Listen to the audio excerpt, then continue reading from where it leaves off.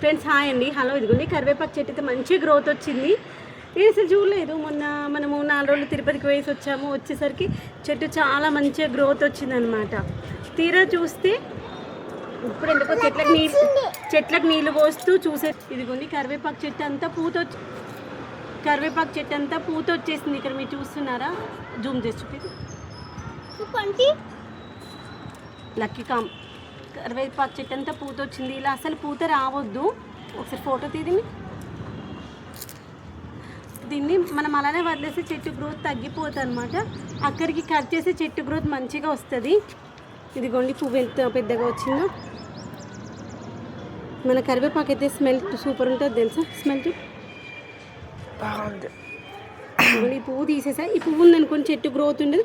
దీనికే మనకు వచ్చేటువంటి సీడ్స్ అనమాట. ఎంత పెద్దగా వచ్చాయి చూడండి. అసలు ఇంత పెద్ద రావడం ఇదే ఫస్ట్ టైం అనుకుంటా. నేను చూడడం ఇదే ఫస్ట్ టైం.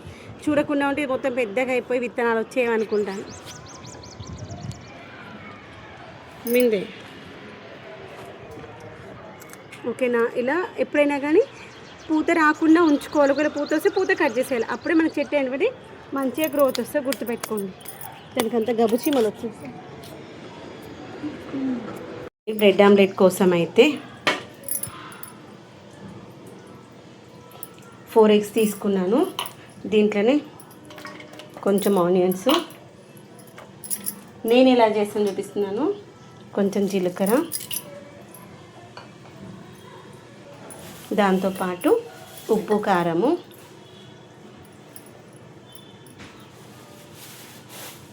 కారం అంటే కొంచెం ఎక్కువగానే తింటాం కాబట్టి నేను ఎక్కువగానే వేస్తున్నాను. మనం తినేటువంటి స్పైసెస్ తగ్గట్టుగా తీసుకోవాలి. కొంచెం ధనియా పౌడర్ గిన్నెలో వేసి కడగాలి. ఇంకొంచెం ఎక్కువ తీసుకో.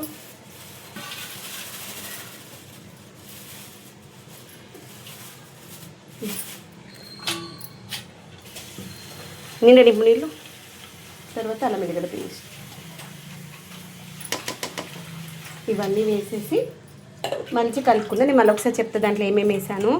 నాకు ఈ ఫోన్ చూస్తే ఎంత చిరాకు అనిపిస్తుంది అంటే, మనుషులు ఎంత చిరాకు చేపిస్తారో ఫోన్ కూడా అంతే చిరాకు చేపిస్తుంది. ఎగ్స్, తర్వాత వచ్చేసి ఆనియన్స్, జీలకర్ర, అల్లం వెల్లిగడ్డ పేస్టు, ధనియా పౌడరు, ఉప్పు, కారం 2 ఒకటే దాంట్లో ఉన్నాయి.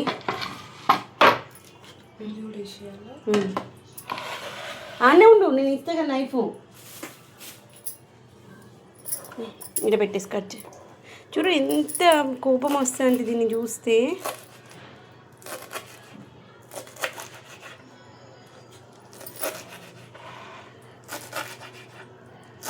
ఏం చూస్తున్నా? వేరే నైఫ్ కోసమా? గాలి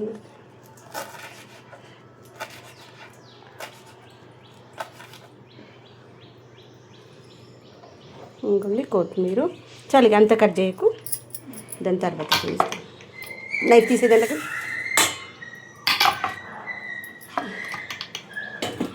ఎగ్ బీట్ చేయ. దీంట్లో కింద ఉంది. దీంట్లో కొంచెం పాలు వేసేసుకొని మనం ఏంటంటే ఆమ్లెట్ ఫ్లఫీగా వస్తుంది అన్నమాట. తర్వాత మనము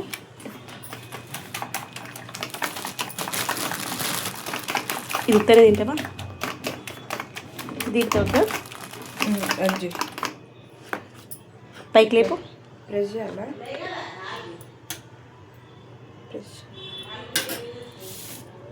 ఇంకోండి అది మంచి పట్టు కుకింగ్. నేను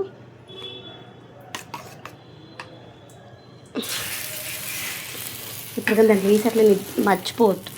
పీల్ చేసుకుంటుంది కదా, ఇట్లా వేయంగానే ఇట్లా మార్చేయాలి. ఓకేనా. చూసేది బెండ్ అవ్వలేదు ఎందుకంటే అది పీల్ చేసుకుంటుంది కదా.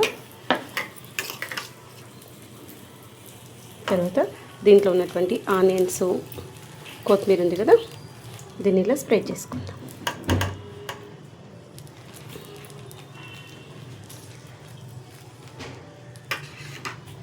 తర్వాత కొంచెం ఇలా గిన్నెలో ఆయిల్ పక్కన పెట్టేసుకున్నాం అనుకుని ఈజీగా ఉంటుంది స్పూన్తో వేసుకోవడానికి.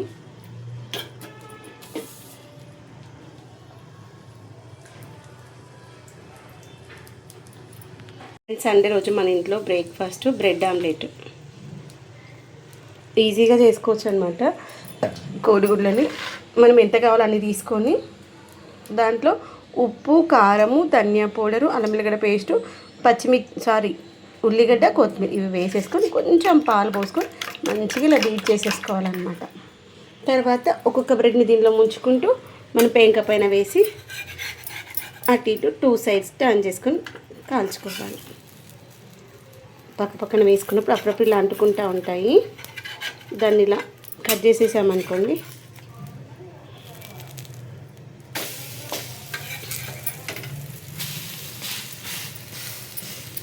మరి ఫ్లేమ్ పెద్ద పెట్టుకోవద్దు, మీడియం ఫ్లేమ్లో పెట్టుకొని ఉడికించుకోవాలి. ఇలా ప్రెస్ చేస్తూ ఉంటే మంచిగా కుక్ అవుతుంది. చేయండి నేను ఆలోపల. ఫ్రెండ్స్ ఇదిగోండి, అందరికీ కూడా బ్రెడ్ ఆమ్లెట్ అయితే చేయడం అయిపోయింది. బ్రెడ్ ఆమ్లెట్ చేయడం అయిపోయిన తర్వాత ఇంకా ఫైనల్గా అయితే నేను చికెన్ బిర్యానీ కోసం అయితే చికెన్ మ్యారినేషన్ చేసేసుకొని ఇంకా ఈ యొక్క బ్రెడ్ ఆమ్లెట్ అయితే తింటూ ఆస్వాదిస్తున్నాను. ఆ లోపల ఆ యొక్క చికెన్ మ్యారినేషన్ అయింది, మంచిగా నానుతుంది. ఆ లోపల రైస్ కూడా కడిగి పెట్టేసుకున్నాం బిర్యానీ కోసమని. అవి 2 కూడా నానతాయి అనేసి అన్నీ చేసేసుకొని ప్రశాంతంగా కూర్చున్న 10-15 నిమిషాలు ప్రశాంతంగా కూర్చొని తిన్నామనుకోండి, ఇక లంచ్ చేసేంతవరకు ఎనర్జీ వస్తుంది అనేసి. ఇప్పుడైతే టైము 10:30-11 అవుతుంది. నేనైతే 11:30కి ఇలా స్టార్ట్ చేశాను. మనము ఈరోజు ఈజీ వేలో ఎలా బిర్యానీ చేసుకోవాలో చూపిస్తాను.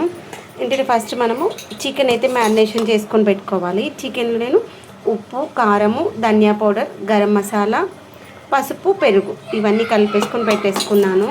దానికి కావాల్సిన మసాలా కోసం నేను ఏంటంటే ఆనియన్స్, తర్వాత వచ్చేసి పుదీనా, కొత్తిమీర ఇవి కొంచెం ఆయిల్లో రోస్ట్ చేసుకున్నాను. కొంచెం పుదీనా తక్కువ అనిపించేసి మళ్ళీ ఇంకొంచెం తీసుకొని రోస్ట్ చేసుకుని ఈ చల్లారినాక మిక్సీ పట్టుకొని పక్కన పెట్టేసుకున్నాను. తర్వాత బిర్యానీలో వేసుకోవడానికి కావాల్సినటువంటి స్పైసెస్ అన్నీ తీసుకున్నాను. లవంగాలు, ఇలాచీలు, సాజీరా, తర్వాత స్టార్ ఫ్లవరు, లవంగాలు, ఇలాచి, మిరియాలు, తర్వాత స్టార్ ఫ్లవరు, ఇదిగోండి ఈ పువ్వు, బిర్యానీ ఆకు, బిర్యానీ పువ్వు ఇవన్నీ తీసుకోవాలి. తర్వాత రైస్ ఆల్రెడీ కడిగేసి పెట్టేసుకున్నాను. ఫస్ట్ మనము గిన్నెలో ఆయిల్, నెయ్యి 2 కూడా ½ ఆఫ్ ది పార్ట్ తీసుకున్నాను. తీసుకొని వీటిని మనము రోస్ట్ చేసుకుందాం. ఫస్ట్ ఇప్పుడు మనం వేసిన స్పైసెస్ ఉన్నాయి కదా, అవి ఇలా కొంచెం నేను స్టవ్ బంద్ చేశాను యాక్చువల్గా, ఎందుకంటే నేను మిక్సీ పట్టుకోలేదు అనమాట, అందుకోసమని. ఇప్పుడు దీంట్లో ఆనియన్స్, కరివేపాకు, కొత్తిమీర, పుదీనా ఇవి వేసుకున్నాం కదా, వీటిని మెత్త పేస్ట్గా మిక్సీ పట్టుకోవాలి. ఒకవేళ మనకి మిక్సీ కాలేదు కూడా కొంచెం వాటర్ వేసుకోవచ్చు. వాటర్ వేయకపోతే అది కాలేదు. ఒక్కోసారి వాటర్ వేయకపోయినా అవుతుంది, ఒకసారి వాటర్ వేయకపోతే రాదనమాట. అప్పుడు కొంచెం వాటర్ వేసుకోవాలి. ఈ యొక్క పేస్ట్తోనే మనకి ఈ యొక్క బిర్యానీకి మంచి టేస్ట్ వస్తుంది. దాంతోపాటు లీఫీ వెజిటేబుల్స్ ఎక్కువగా వేసే బిర్యానీలు ఇష్టం లేని వాళ్ళకి ఇలా చేసి పెట్టండి. బిర్యానీకి మంచి టేస్ట్ అయితే బాగుంటుంది. పుదీనా కొంచెం ఎక్కువ తీసుకోవాలి. కరివేపాకు, కొత్తిమీరలో పుదీనా కొంచెం ఎక్కువ తీసుకుంటే బిర్యానీకి మంచి ఫ్లేవర్ వస్తుంది. లేకపోతే పుదీనా ఎక్కువ వేస్తే మంచిగా అనిపిస్తుంది. ఇదిగోండి ఇంత క్వాంటిటీ దాంట్లోకి వేసాక రిమైనింగ్ కర్రీలోకి వేసేసుకుందాం. ఓకేనా, కర్రీ కావాలన్నారు ఫ్రైగా, కర్రీలోకి వస్తుంది అది. తర్వాత దీన్ని ఇలా పచ్చి వాసన పోయేంత వరకు మంచిగా వేయించేసి ఒక 2 నిమిషాలు.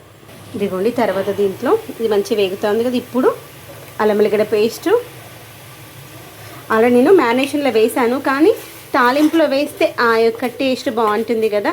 మనము తెలంగాణ వాళ్ళమైతే ఏ కూర చేసినా అల్లం వెల్లిగడ్డ పేస్ట్ కొంచెం ఎక్కువ వేస్తేనే మంచిగా అనిపిస్తుంది. అది నాన్ వెజ్ కానీ వెజ్ కానీ. ఇంకొంచెం నాన్ వెజ్లో అయితే ఇంకొంచెం ఎక్కువ వేసుకుంటాం, అవునా కాదా? కామెంట్ సెక్షన్ చెప్పండి. తర్వాత పసుపు, నేనైతే ఏ కూరలో అయినా కొంచెం పసుపు ఎక్కువనే వాడతాను, దానివల్ల కర్రీ మంచి కలర్ఫుల్గా కనిపిస్తుంది. పసుపు మనకి మంచి యాంటీబయాటిక్ కదా, ఆరోగ్యానికి కూడా మంచిది. ఇలా మంచిగా కలిసిన తర్వాత దీంట్లోనే మనము ఇప్పుడు ఆల్రెడీ మ్యారినేషన్ చేసుకున్న చికెన్ ఉంది కదా, దీన్ని వేసేసుకుందాము. ఓకేనా, ఒక్క నిమిషం ఆగండి, వేయడానికి వస్తారే ఫోన్ పట్టుకొని. ఇదిగోండి ఇది ఇలా కొంచెం ఒక 2 నిమిషాలు అయిన తర్వాత ఇక్కడే నేను ఈ ప్రాసెస్లో ఒక 60 to 70% చికెన్ కుక్ చేసేస్తాను. అప్పుడు చికెన్ చిన్న పిల్లలైనా మంచి సాఫ్ట్గా వస్తుంది కాబట్టి మంచి ఇష్టంగా తింటారు. అందుకని అలా ఉడకడం కోసం వాటర్ వేస్తున్నాను. ఓకేనా, వాటర్ వేసేసి మూత పెట్టేసి ఒక 15 నిమిషాలు పెద్ద మంట పైన ఉడికించుకున్నాం అనుకోండి, మంచిగా ఉడికిపోతుంది. బిర్యానీకి అయితే ఈ పీసెస్ చాలా బాగుంటాయి.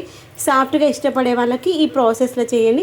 చిన్నపిల్లలకు కొంచెం మెత్తగా ఉంటే పీసెస్ ఇష్టంగా తింటారు కదా, ఈజీగా డైజెషన్ కూడా అవుతుంది. అందుకోసమని అఖిల్కి ఈ ప్రాసెస్లో నచ్చిన పీసెస్ మాత్రం ఇష్టంగా తింటాడు.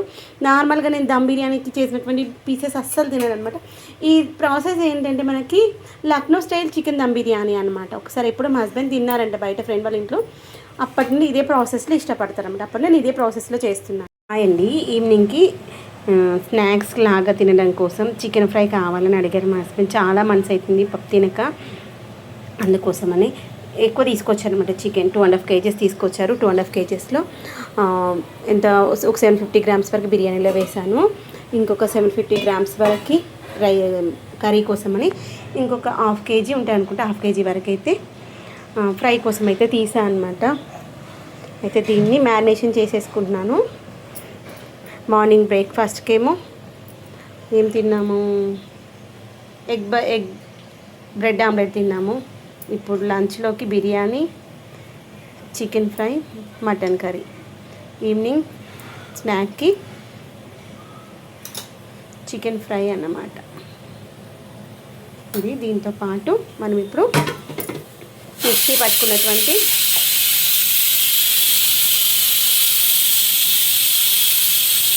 ఈ యొక్క మసాలా బాగుంటుంది.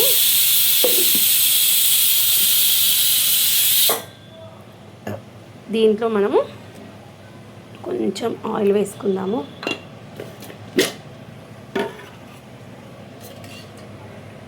కొంచెం ఆయిల్, కొంచెం కరివేపాకు, కొత్తిమీర వేసేసుకుందాం. బాగుంటుంది. ఆ యొక్క ఫ్లేవర్స్ అంతా కూడా ఈ యొక్క బిర్యానీకి పట్టి టేస్ట్ బాగుంటుంది. ఓకేనా, దీన్ని మంచిగా కలిపేసుకుందాం. దీంట్లో ఇంకేం వేయాల్సిన అవసరం లేదు. ఓకేనా, ఉప్పు దీంట్లోనే కారంలో ఉప్పు ఉంది కాబట్టి ఇంక ఉప్పు వేయట్లేదు. ఉప్పు, కారము, అల్లం వెల్లిగడ్డ పేస్టు, కొంచెం గరం మసాలా, కొంచెం పసుపు, మనం మిక్సీ పట్టుకుంటాం. ఇది దీంట్లో ఇంకా నెక్స్ట్ కొత్తిమీర, కరివేపాకు వేసుకున్నాం. పుదీనా అయిపోయింది మొత్తం వేసేసాను కాబట్టి. ఓకేనా, నేను నా స్టైల్లో గరం మసాలా ఎలా చేస్తున్నాను చూపిస్తున్నాను. లవంగాలు, ఒక 3-4 ఇలాచీలు, ఒక ఇంత సైజులో ఉన్నటువంటి చెక్క, దాల్చిన చెక్క, మిరియాలు, సాజీరా, 1 బిర్యానీ ఆకుని ఇలా ముక్కలుగా కట్ చేసుకున్నాను. తర్వాత బిర్యానీ పువ్వు. కావాలంటే వీటిని డ్రై రోస్ట్ చేసుకొని మిక్సీ పట్టుకోవచ్చు, లేదు అంటే నార్మల్గానే మిక్సీ పట్టుకోవచ్చు. డ్రై రోస్ట్ చేసి మిక్సీ పడితే మెత్తగా వస్తుంది. దీన్ని మిక్సీ పట్టేద్దాం. ఇప్పుడు దీన్ని మెత్తటి పేస్ట్ లాగానైతే మిక్సీ పట్టేసుకుందాం. ఇదిగోండి ఇలా మెత్తగా మిక్సీ పట్టేసుకోవాలి. ఇక్కడ చూసారా, ఇక్కడ మనకు బిర్యానీ ఆకు అక్కడక్కడ మనకి వాటి యొక్క మధ్యలో వచ్చే నార ఉంటుంది కదా, అది మాత్రం అక్కడక్కడ తెల్లగా కనిపిస్తుంది. దీన్ని కొంచెం చల్లారిన తర్వాత గ్లాస్ బాటిల్లోకి అయితే మార్చేసుకుంటాను. రెగ్యులర్గా వాడేది. దీంట్లో ప్లాస్టిక్ స్పూన్ కాకుండా ఇలా వుడెన్ స్పూన్స్ వస్తాయి కదా, మనం ఐస్ క్రీమ్స్ తీసుకున్నప్పుడు ఈ బ్యాక్ వాళ్ళు ఇస్తారు. ఇదిగోండి ఇదే స్పూన్ అనమాట. దాన్ని కరెక్ట్గా ఇలా సరిపోయింది. దీంట్లో వేసి పెట్టేసి ఎప్పుడైనా కానీ మనం ఏదైనా మిక్సీ పట్టుకుంది వేడిగా ఉన్నప్పుడు ట్రాన్స్ఫర్ చేసుకోవద్దు. చల్లారిన తర్వాత ట్రాన్స్ఫర్ చేసుకోవాలి. తర్వాత మిక్సీ పట్టుకునేటప్పుడు కూడా వేడిగా ఉన్నప్పుడు మిక్సీ పట్టుకోవద్దు, చల్లారినాక మిక్సీ పట్టుకోవాలన్నమాట. చల్లారినాక మిక్సీ పట్టుకోవడం వల్ల మిక్సీ జార్ అనేటువంటి పాడైపోదు. దాంట్లో ఉన్నటువంటి మనం దేనైతే మిక్సీ పట్టినామో దాంట్లో ఉన్నటువంటి పోషకాలు పోవు. తర్వాత మిక్సీ పట్టుకున్న దీంట్లోకి మార్చుకునేటప్పుడు చల్లారినాక, ఎందుకంటే వేడిగా ఉన్నప్పుడు చేస్తే పాడైపోయే ఛాన్సెస్ ఉంటాయి అనమాట. ఎందుకంటే మాయిశ్చర్ వస్తుంది, అందుకని చల్లారిన తర్వాత మాత్రమే మార్చుకోవాలి. ఓకేనా, గరం మసాలా అయితే రెడీ అయిపోయింది. అందుకని బిర్యానీ కోసం అయితే నేను బాస్మతి రైస్ తీసుకున్నాను. దీంట్లో మనం ఏంటంటే ఫస్ట్ అన్నం ఉడికేటప్పుడు సాజీరాతోనే ఈ యొక్క బిర్యానీకి మంచి టేస్ట్ వస్తుంది తెలుసా. సాజీరా, రుచికి తగినంత ఉప్పు వేసేసుకుందాం అంతే. దాంట్లో ఇంకా వేసుకోవాల్సింది ఏమీ లేదు. తాలింపు కానీ నేను ఇంకా వేరే స్పైసెస్ కూడా ఏమీ వేసుకోను. ఈ ఉప్పులో ఏంటంటే మనము వాటర్ అనేటువంటి ఉప్పుగా ఉండాలి. సముద్రం ఉప్పు అంతా ఉప్పగా ఉండాలన్నమాట. అప్పుడే మనకి రైస్ అనేటువంటిది మంచిగా ఉప్పు అనేటువంటి పడుతుంది. ఇప్పుడు దీన్ని మంచిగా కుక్ చేసేసుకుందాం. ఓకేనా, మూత పెట్టేసుకొని ఇక్కడ మనకి బిర్యానీ కోసం తాలింపు వేసుకున్నటువంటి చికెన్ కూడా ఉడుకుతూ ఉంది. యాక్చువల్గా ఈ టైంలో ముందే ఎందుకు పెట్టుకోలేంటే ఆ టైంలో మనకి మటన్ కర్రీ ఉండే అనమాట. సర్లే రెండు ఎట్ ఏ టైం కావాలి కాబట్టి ఇది కొంచెం ఉడికిన తర్వాత అది పెట్టేసుకుందాం అనేసి ఇది కొంచెం ఇదిగోండి ఇంకొక 2-3 minutes అయితే ఉడికిపోతుంది. ఆ లోపల మనకి అక్కడ అన్నం కూడా అయిపోతుంది అనమాట. ఓకేనా, మనం ఫ్లేమ్ కొంచెం పెద్దగా పెట్టేసుకున్నాం అనుకో తొందరగా ఉడికిపోతుంది. ఓకేనా, రెండు ఎట్ ఏ టైం. ఇప్పుడు 10 నిమిషాల్లో అయిపోతుంది మనకి, అది 10 నిమిషాల్లో చికెన్ కూడా ఉడికిపోతుంది. ఓకేనా. మూత పెట్టేసుకొని మంచిగా ఉడకనిద్దాం. బాగుంటుంది తెలుసా, చిన్నపిల్లలు కూడా మంచి ఇష్టంగా తింటారు, ఎందుకంటే పీస్ మెత్తగా సాఫ్ట్గా ఉంటుంది కదా, అందుకని. బిర్యానీ కోసం అయితే మనకి దీంట్లో వేసినటువంటి చికెన్ పీసెస్ కూడా కుక్ అయిపోయాయి. ఇంత గ్రేవీ ఉంది కదా, ఇంత గ్రేవీ ఉన్నప్పుడు మనకు రైస్ అనేటువంటిది చూసారా, మనం ఇట్లా పీస్ చేసి ఉడికిపోయింది. ఇప్పుడు ఈ రైస్ అనేటువంటిది అది గ్రేప్ జ్యూస్ తిన్నాను. రైస్ అంటే మనకు ఒక 50% కుక్ అయితే సరిపోతుంది. నాన్నకి నీళ్ళు పట్టుకో, మీద పడితే నీళ్ళు మొత్తం తీసేసి వేయి. ఇదిగోండి అన్నం చూపిస్తాను నేను మీకు. ఇదిగోండి ఇలా కుక్ అయింది కదా, సరిపోతుంది. ఇంకొంచెం నెక్స్ట్ టైం రైస్ తక్కువ తీసుకున్నాను, అలా స్ప్రెడ్ చేస్తూ వేసేసుకోవాలి. నెక్స్ట్ టైం కొంచెం రైస్ తక్కువ తీసుకో, అప్పుడు వాటర్ తక్కువ వస్తుంది. ఇదైతే మల్టీపర్పస్ మంచి యూజ్ అవుతుంది కదా. మొత్తం వాటర్ తీసేసాయి, అన్నం మళ్ళీ మెత్తగా అవుతుంది. అన్నంలోకి వెళ్ళి వాటర్ అంతా తీసేసాయి, ఎందుకంటే ఇక్కడ గ్రేవీలో మనకి ఆల్రెడీ వాటర్ ఉంది కాబట్టి.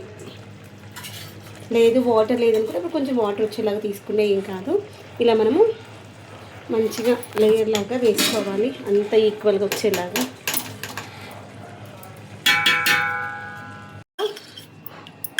పసుపు కలిపేసుకొని వేసేసుకుందాం, ఫుడ్ కలర్ కాకుండా.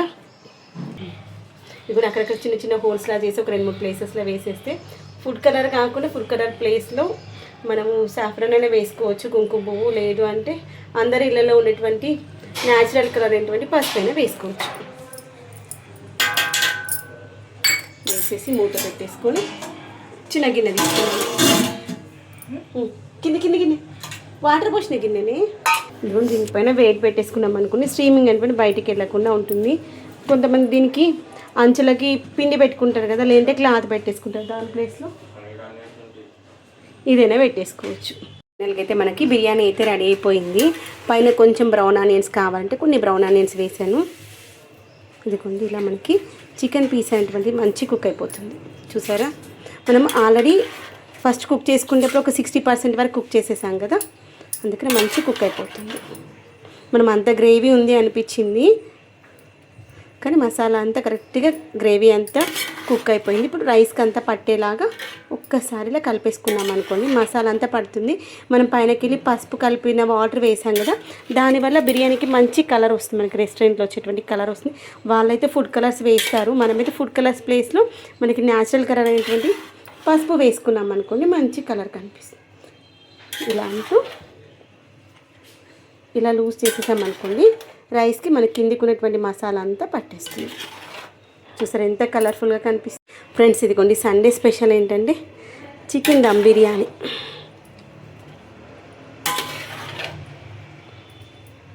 With mutton curry and chicken fry. ఇంకోండి ఒకసారి మొత్తం అంతా కింద ఉన్నటువంటి ఆ యొక్క మసాలా అంతా రైస్ కలిసేలాగా ఒక్కసారి కలిపేసుకుంటే అప్పుడు రైస్కి టేస్ట్ బాగుంటుంది. లేదు కిందికి వెళ్ళి కలపలేమనుకోండి, మసాలా అంతా కింద అడుగున పట్టేస్తుంది, రైస్ అంతా పైన వైట్ రైస్ ఉంటుంది. అందుకే ఒకసారి మంచిగా అంతా కలిసేలాగా అన్ని సైడ్ల నుండి అనేసుకోవాలి. ఇదిగోండి ఎంత బాగుంది కదా కలర్ఫుల్గా.